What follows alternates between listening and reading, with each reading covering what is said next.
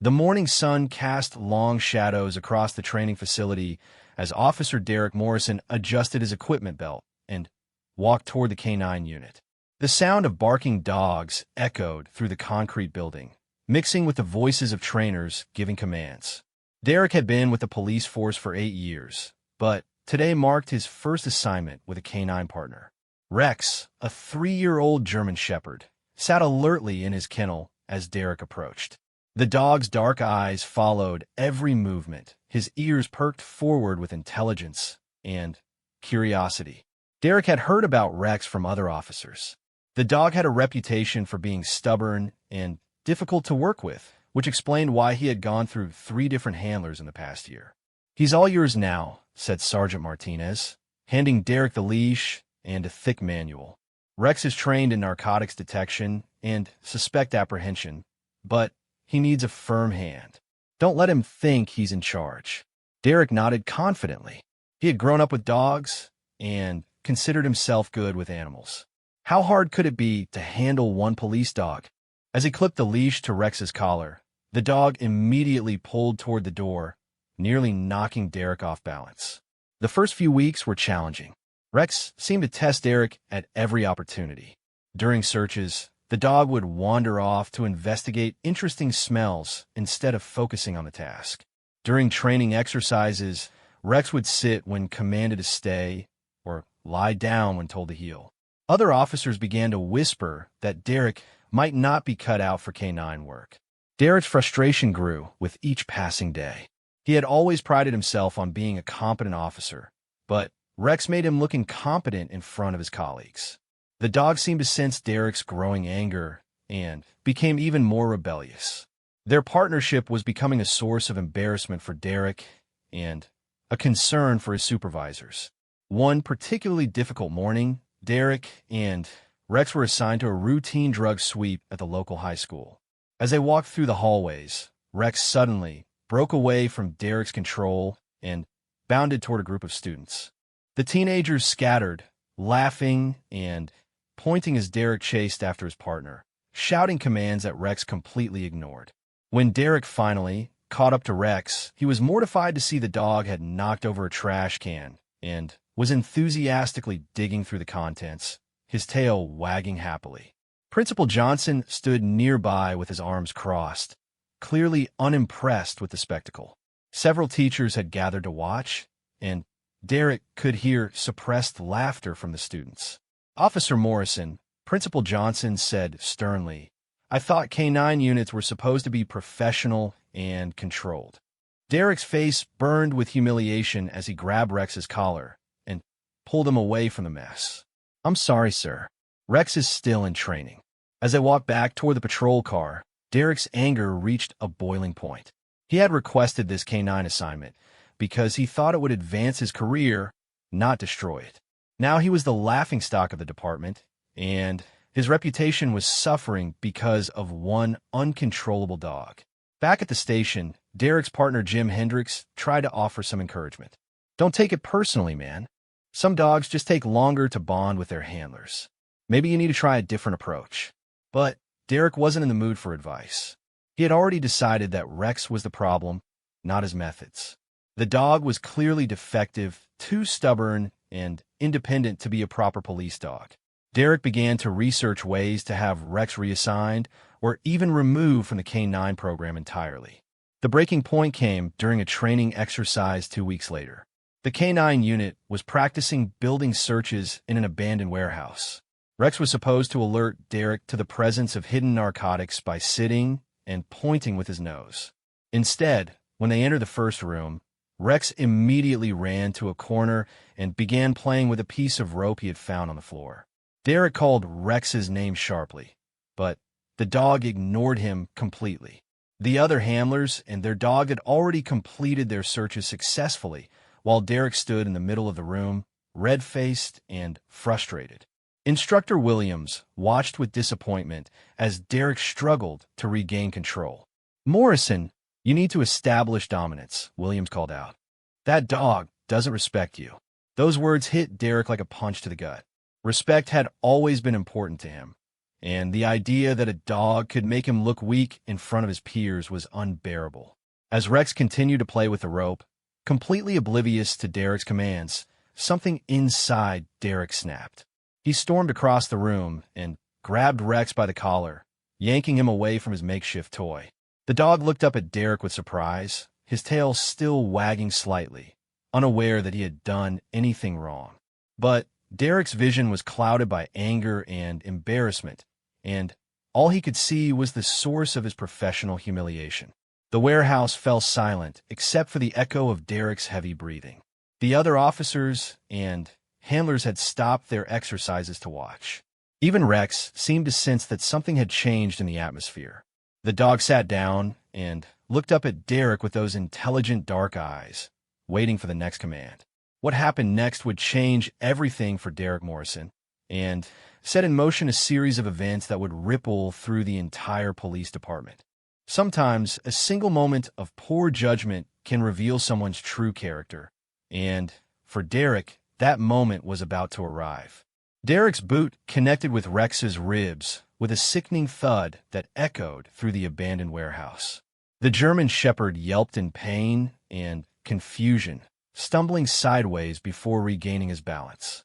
His tail, which had been wagging moments before, now tucked between his legs as he looked up at Derek with hurt and bewildered eyes. The silence that followed was deafening. Every person in that warehouse froze, their mouths hanging open in shock. Instructor Williams dropped his clipboard, the sound of it hitting the concrete floor seeming impossibly loud. The other K-9 handlers instinctively took a step back, their own dogs sensing the tension and whimpering softly. Derek immediately realized what he had done, but instead of apologizing, his pride kicked in.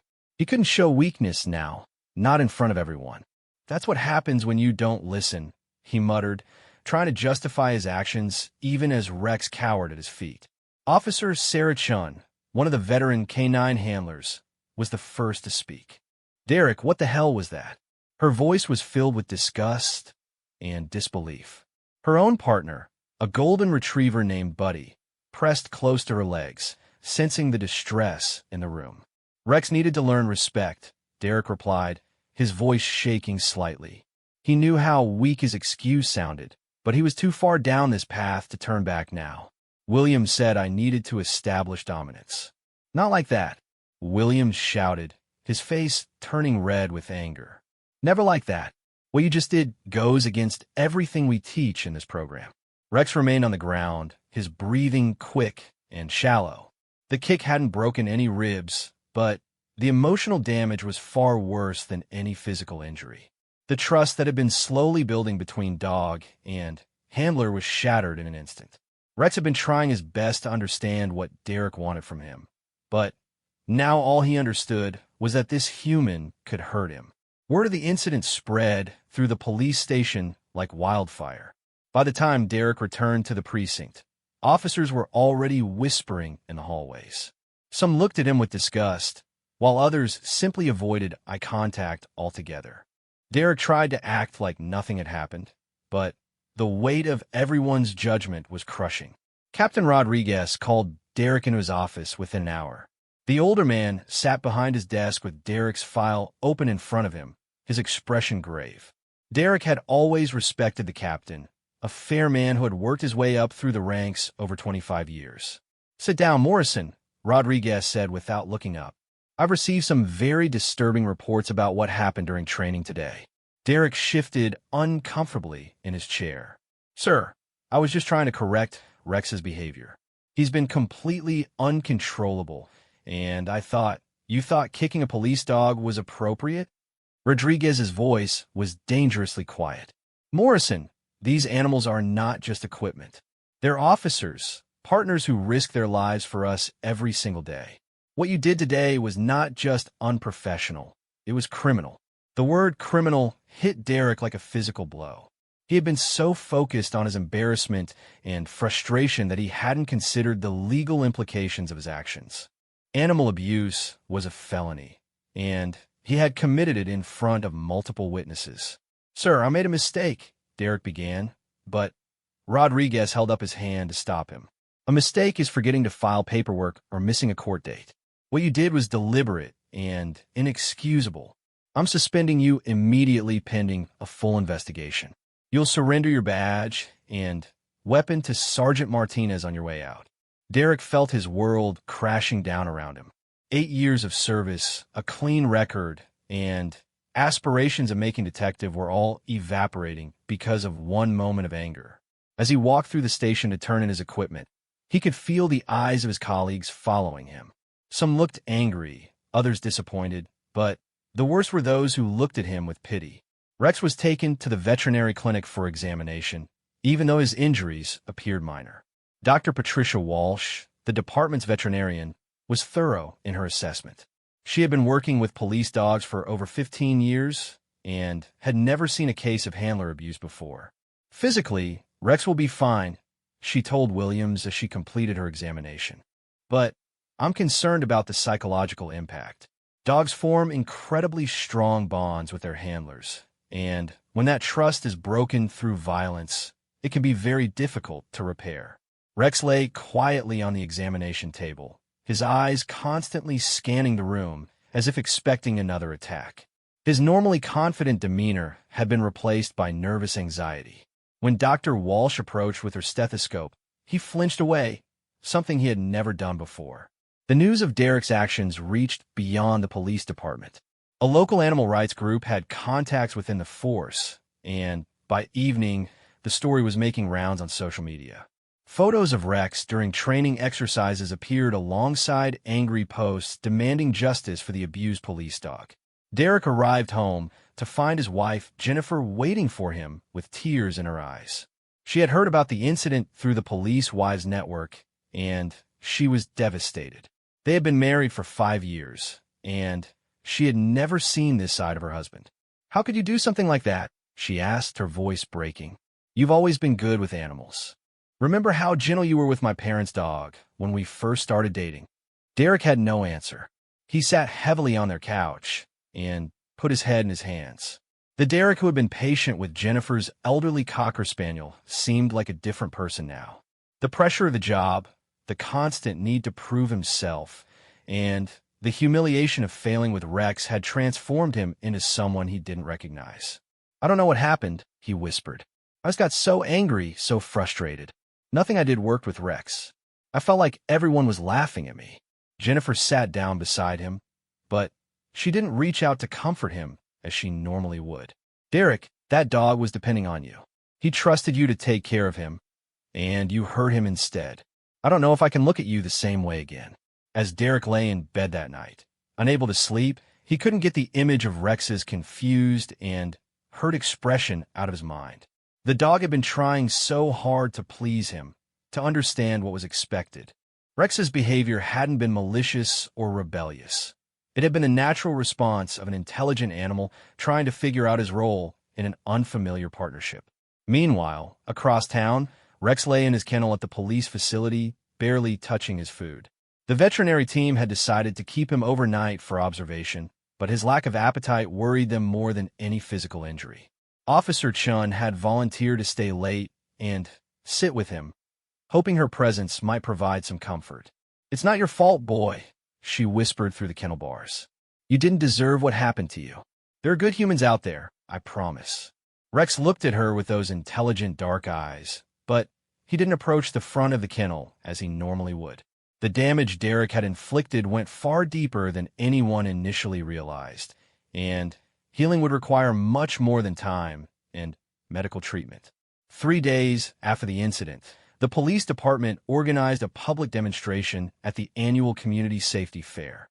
It was meant to showcase the K-9 unit's capabilities and strengthen relationships between law enforcement and local residents.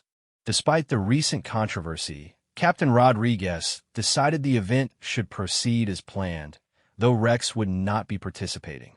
Officer Marcus Thompson had been chosen to present with his partner, Bruno, a 5-year-old Belgian Malinois, known for his impressive tracking abilities. Marcus was a 12-year veteran of the force and one of the most respected K-9 handlers in the department. His calm demeanor and excellent training skills had made him the go-to officer for public demonstrations. The community center parking lot was filled with families enjoying the various displays. Children pressed against the barriers to get a better look at the police motorcycles, while parents chatted with officers about neighborhood safety concerns. The K-9 demonstration was scheduled to be the highlight of the afternoon. As Marcus prepared Bruno for their presentation, he noticed an elderly man in the growing crowd who seemed different from the other spectators. The man wore a faded military jacket with various patches, and he leaned heavily on a walking cane. His weathered face bore the unmistakable look of someone who had seen more than his share of hardship. The man was Frank Sullivan, a Vietnam veteran who had recently moved to the area to be closer to his daughter's family. Frank had served as a military dog handler during the war, working with a German shepherd named Duke in the dangerous jungles of Southeast Asia. The bond he had formed with Duke remained one of the strongest relationships of his entire life. When Frank learned about the incident with Rex through local news coverage, it had stirred up painful memories from his past. He had seen firsthand how the stress of combat could change people, how good soldiers could make terrible decisions under pressure. But he had also witnessed the incredible loyalty and sacrifice of working dogs, and the thought of one being abused filled him with anger. Marcus began the demonstration by explaining Bruno's training and capabilities. The crowd watched in amazement as Bruno successfully located hidden narcotics, tracked a suspect through a complex course, and demonstrated perfect obedience to voice commands. The presentation was going smoothly until Marcus noticed commotion at the edge of the crowd. Derek Morrison had arrived at the community fair. Despite his suspension, he lived in the neighborhood and had decided to attend with Jennifer, hoping to maintain some sense of normalcy. They had argued about coming, with Jennifer insisting it would be awkward and Derek maintaining they had every right to be there. When people in the crowd began recognizing Derek, whispers spread quickly. Some residents had seen his photo in the local newspaper article about the Rex incident. Parents instinctively moved their children away from him, and several people openly stared with disapproving expressions. Frank Sullivan noticed the disturbance and quickly identified Derek from the news coverage. The old veteran's jaw tightened as he watched the suspended officer trying to act casual while clearly making everyone around him uncomfortable. Frank's grip on his walking cane increased until his knuckles turned white. Marcus tried to continue the demonstration, but the crowd's attention was divided between Bruno's performance and the uncomfortable situation developing at the back of the group. Derek seemed oblivious to the tension he was creating, or perhaps he was simply determined to ignore it. As Marcus concluded his presentation and began taking questions from the audience, Frank Sullivan slowly made his way toward the front of the crowd. His movement was deliberate and purposeful, and people seemed to sense something significant was about to happen. The cheerful atmosphere of the demonstration began to shift into something more serious. A young boy raised his hand to ask about Bruno's training, and Marcus was explaining the months of preparation required for police dog certification when Frank finally reached the front barrier. The veteran didn't speak immediately, but his presence commanded attention. Even Marcus paused his explanation to acknowledge the elderly man. Derek, meanwhile, had noticed the crowd's attention shifting away from him and began to relax slightly. Jennifer tugged at his arm, suggesting they leave, but Derek was determined to stay. He had done nothing wrong by attending a public event in his own neighborhood, and he refused to be driven away by dirty looks and whispered comments. Frank Sullivan had been formulating his words carefully as he walked through the crowd.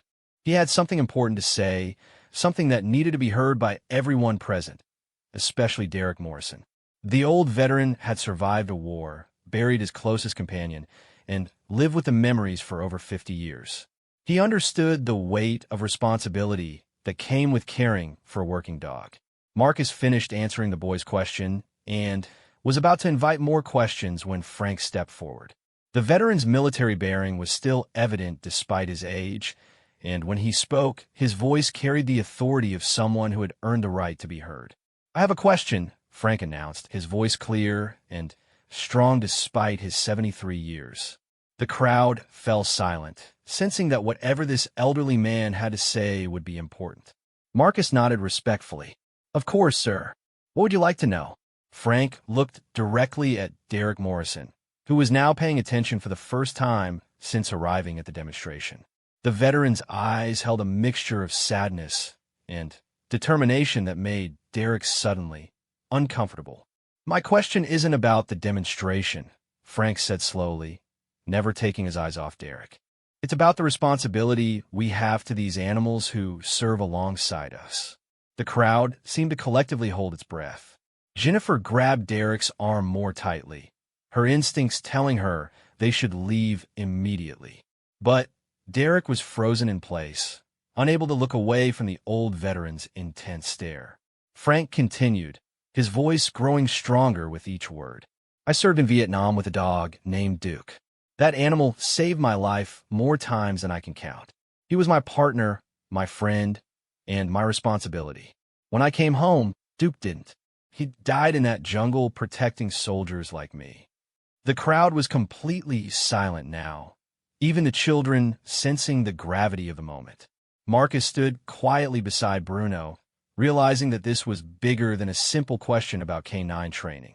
Frank raised his walking cane and pointed it directly at Derek Morrison.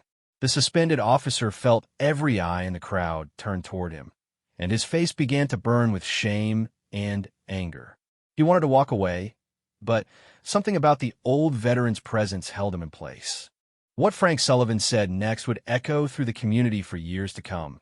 6 simple words that would strip away all of Derek's excuses and justifications, leaving him exposed before everyone who mattered in his life. The veteran had been waiting 3 days to deliver this message, and now the moment had finally arrived. Frank Sullivan's weathered hand gripped his walking cane as he stared directly at Derek Morrison. The entire crowd had turned to look at the suspended officer, creating a circle of judgment that Derek couldn't escape. The old veteran's eyes held decades of pain and wisdom, and when he spoke, his voice cut through the silence like a blade. Real men don't hurt their partners. Those 6 words hit Derek like a physical blow. The simplicity of the statement made it impossible to argue against or rationalize away. Frank had distilled the entire controversy down to its essential truth, and that truth was devastating in its clarity. The crowd remained frozen for several heartbeats, processing what they had just witnessed. Children looked confused, sensing the tension, but not understanding its source. Adults exchanged glances, recognizing the profound judgment that had just been delivered. Derek stood in the center of it all, his face cycling through expressions of shame, anger, and humiliation. Jennifer felt Derek's entire body tense beside her. She had been married to him long enough to recognize the signs of his temper rising, and she squeezed his arm in warning. But Derek was beyond rational thought. The public humiliation was more than he could bear, especially coming from a stranger who knew nothing about his situation. You don't know what you're talking about, old man, Derek called out, his voice shaking with rage. Rex wasn't my partner. He was an uncontrollable animal who made me look like a fool. Frank's expression didn't change, but his grip on the cane tightened. Son, I worked with war dogs in jungles where a mistake could get you killed. Duke and I depended on each other every single day. That dog never once let me down, even when I failed him. The crowd began to murmur as Derek's true character revealed itself. Parents started moving their children away from the confrontation, and several off-duty police officers in the crowd stepped closer, ready to intervene if necessary. This is different, Derek insisted, his voice getting louder. You don't understand the pressure I was under. Everyone was watching, expecting me to control that dog, and he wouldn't listen to anything I said. Marcus Thompson had heard enough. Still holding Bruno's leash, he approached Derek with the calm authority that had made him one of the department's most respected officers. Derek, you need to stop talking and leave, Marcus said quietly. You're only making this worse for yourself. But Derek was past the point of accepting advice. The months of frustration, the humiliation of the incident, and now this public confrontation had pushed him over the edge. I don't have to listen to this from any of you, he snarled. Where were you when I was struggling with Rex? None of you offered to help. Frank Sullivan took a step closer, his military bearing evident despite his age and walking cane. Help? Son, what you needed wasn't help with training. What you needed was character. Those words sent Derek into a fury. He started toward the elderly veteran, his hands clenched into fists, but Jennifer and Marcus both grabbed him at the same time. The crowd gasped, and several people pulled out their phones to record what was happening. Derek, don't, Jennifer pleaded, tears streaming down her face. Please, just stop. Captain Rodriguez had been monitoring the situation from his patrol car and quickly radioed for backup when he saw the confrontation escalating. Within minutes, 2 additional units arrived at the community center, their presence adding an official weight to the proceedings. Frank Sullivan watched Derek being restrained and shook his head sadly. I've seen men break under pressure before, he said to the crowd, his voice carrying clearly across the parking lot. But the measure of a man isn't whether he breaks. It's what he does when he puts himself back together.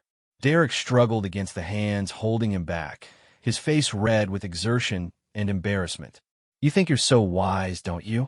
Lecturing me about character when you don't know anything about me or what I've been through. The old veteran leaned heavily on his cane and looked at Derek with something approaching pity. Son, I know exactly what you've been through. I've seen good men make bad choices when they're scared and frustrated. The difference is that most of them eventually take responsibility for their actions. Captain Rodriguez approached the group, his expression grim. Morrison, you need to leave immediately. This is a public event, and you're causing a disturbance. I have every right to be here, Derek protested, though his voice had lost some of its edge. The reality of his situation was beginning to sink in as he looked around at the faces surrounding him. Every single person was looking at him with disgust or disappointment. Frank Sullivan spoke again, his voice gentle but firm. Rights and responsibilities go hand in hand, son. You had the right to be Rex's handler, but you also had the responsibility to protect him.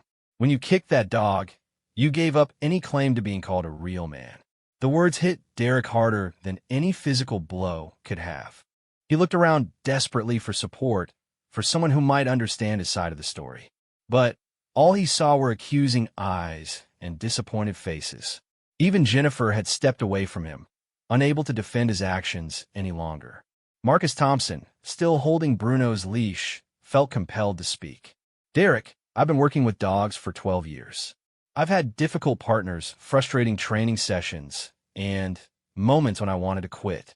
But never, not once, did I consider hurting my dog as a solution. The comparison to Marcus, one of the department's most successful K-9 officers, was particularly painful for Derek. Here was proof that the problem hadn't been Rex's behavior or the difficulty of the assignment. The problem had been Derek's inability to handle the responsibility he had been given. Dr. Patricia Walsh, who had been attending the demonstration with her family, stepped forward from the crowd. As the department's veterinarian, she felt obligated to speak about Rex's condition. I examined Rex after the incident, she announced to the crowd. The physical injuries were minor, but the psychological damage was severe. That dog went from being confident and eager to please to being afraid and withdrawn.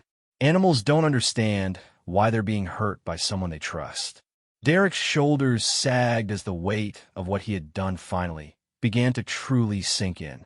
The crowd's judgment was one thing, but hearing about Rex's continued suffering from a professional who had examined him was devastating. Frank Sullivan watched Derek's reaction carefully. The old veteran had delivered his message, but he wasn't finished yet. He had one more thing to say, something that might offer Derek a path toward redemption if he was wise enough to take it. Frank Sullivan observed Derek's crumbling composure and made a decision that surprised everyone present. Instead of continuing his harsh judgment, the old veteran's expression softened with something approaching compassion. He had delivered his message about character, but now he saw an opportunity to offer something more valuable than condemnation. Son, Frank said, his voice losing its edge of anger, I didn't tell you about Duke just to make you feel worse than you already do. I told you because I want you to understand what you lost when you hurt Rex. Derek looked up, confusion replacing some of the anger in his eyes. The crowd remained silent, sensing that Frank had more to say. Frank shifted his weight on his walking cane and continued. Duke died, saving my unit from an ambush. I never got the chance to thank him properly or to make up for the times I was impatient with him during training. You still have that chance with Rex. Jennifer moved closer to Derek, hope flickering in her eyes. She had been praying for some way to help her husband find his way back from the darkness that had consumed him over the past few weeks. Captain Rodriguez stepped forward, recognizing an opportunity for healing. Morrison, your suspension is still in effect, and there will be consequences for what you did. But if you're genuinely willing to make amends, there might be a path forward. Derek's voice was barely audible when he spoke. What kind of path? Dr. Walsh, who had been listening to the exchange, offered an unexpected suggestion. Rex needs rehabilitation before he can work with a new handler. The process involves rebuilding his trust in humans and helping him overcome the anxiety caused by the abuse. If you were willing to volunteer your time to help with his recovery, under strict supervision, it might benefit both of you. The crowd murmured with surprise at this suggestion. Many had expected Derek to face only punishment, not an opportunity for redemption. Frank Sullivan nodded approvingly at the veterinarian's wisdom. That dog trusted you once, Frank said to Derek. If you can earn that trust back, you might learn something about the man you want to become. Derek felt the weight of everyone's expectations bearing down on him. Part of him wanted to reject the offer and maintain his pride, but a larger part recognized this as possibly his only chance to make things right. What would I have to do? Derek asked quietly. Dr. Walsh explained the rehabilitation process. You would spend time with Rex every day under my supervision and that of a senior handler. You would help with his basic care, participate in gentle training exercises designed to rebuild his confidence, and demonstrate that humans can be trusted again. Marcus Thompson, still standing with Bruno, added his perspective. Derek, this isn't just about Rex. If you can learn to be patient and gentle with him, you might discover that being a good handler was never about dominance or control. It was about partnership and mutual respect. Frank Sullivan approached Derek slowly, his walking cane tapping against the asphalt. When he reached the suspended officer, he extended his weathered hand. I serve with dogs who would die for their handlers without question, Frank said. But the best handlers were the ones who would have died for their dogs too. That's what partnership really means. Derek hesitated for a moment before shaking the old veteran's hand. Frank's grip was still strong despite his age, and Derek could feel decades of hard-earned wisdom in that simple gesture. Over the following months, Derek began the slow process of rehabilitation alongside Rex. The first few sessions were painful for both of them. Rex cowered whenever Derek approached, and Derek struggled with feelings of guilt and inadequacy that threatened to overwhelm him. But Dr. Walsh and Marcus Thompson were patient teachers, helping Derek understand that rebuilding trust required consistency, gentleness, and time. Slowly, Derek began to see Rex not as a source of professional embarrassment, but as a living being who had been depending on him for guidance and protection. The breakthrough came 6 weeks into the program.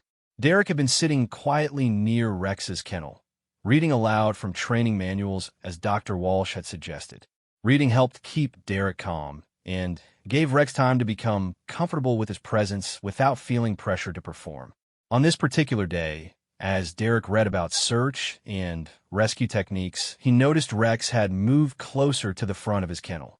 The dog was listening attentively, his ears perked forward in the way Derek remembered from their early days together. When Derek finished reading, Rex approached the kennel door and sat down, making direct eye contact for the first time since the incident. It was a small gesture, but Dr. Walsh recognized its significance immediately. He's ready to start trusting again, she told Derek. The question is whether you're ready to be worthy of that trust. Derek's voice cracked with emotion as he replied, I want to try. I owe him that much. Frank Sullivan had become a regular visitor during Derek's rehabilitation sessions, sharing stories about his experiences with Duke and offering guidance when Derek struggled with frustration or self-doubt. The old veteran's presence served as a constant reminder of what true partnership between human and animal could achieve. Duke never held grudges, Frank told Derek during one particularly difficult session. Dogs forgive more easily than humans do, but they never forget how you make them feel. Every interaction you have with Rex is either building trust or destroying it. As Derek's character slowly transformed through his work with Rex, other changes began to occur in his life. Jennifer noticed that her husband was becoming more patient and thoughtful at home. He started volunteering at a local animal shelter on weekends, working with dogs who had been abandoned or abused. The police department took notice of Derek's commitment to making amends. While his actions had been inexcusable, his dedication to Rex's rehabilitation demonstrated a willingness to change that impressed even his harshest critics. Captain Rodriguez eventually offered Derek a path back to active duty, though not as a K-9 handler. "You've proven you can change, Morrison," the captain said during Derek's review hearing. "But earning Rex's trust back doesn't erase what you did to him. You'll return to patrol duty, and you'll never work with police dogs again." Derek accepted the conditions without argument. He had learned that some consequences were permanent, and that true redemption meant accepting responsibility without expecting complete forgiveness. On Derek's last day of rehabilitation duty, Rex approached him voluntarily for the first time since the incident.